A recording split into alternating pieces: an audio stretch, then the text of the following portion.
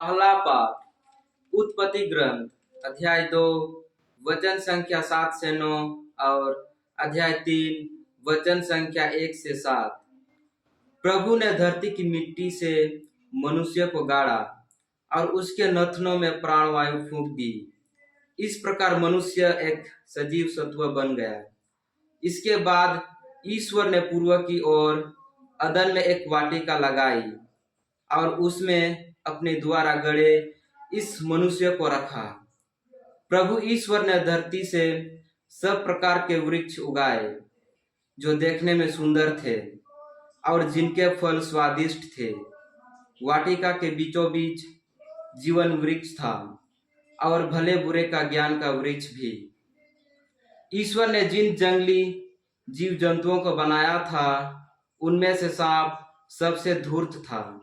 उसने स्त्री से कहा, क्या ईश्वर ने सचमुच तुमको मना किया कि वाटिका के किसी वृक्ष का फल मत खाना? स्त्री ने सांप को उत्तर दिया, हम वाटिका के वृक्षों के फल खा सकते हैं, परंतु वाटिका के बीचों बीच वाले वृक्ष के फलों के विषय में ईश्वर ने यह कहा, तुम उन्हें नहीं खाना, उनका स्पर्श तक नहीं करना, नहीं तो तुम मर जाओगे। सांप ने स्त्री से कहा, नहीं, तुम नहीं मरोगे।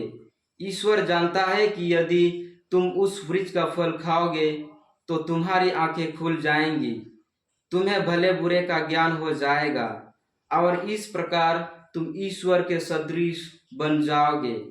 अब स्त्री को लगा कि इस वृक्ष का फल स्वादिष्ट है, वह देखने में सुंदर है और जब उसके द्वारा ज्ञान प्राप्त होता है तो वह कितना लुभावना है।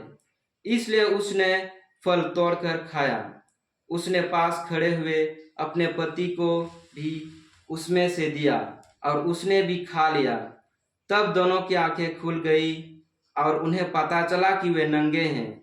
इसलिए उन्होंने अंजीर के पत्ते जोड़ जोड़ कर अपने लिए लंगोट बना लिए।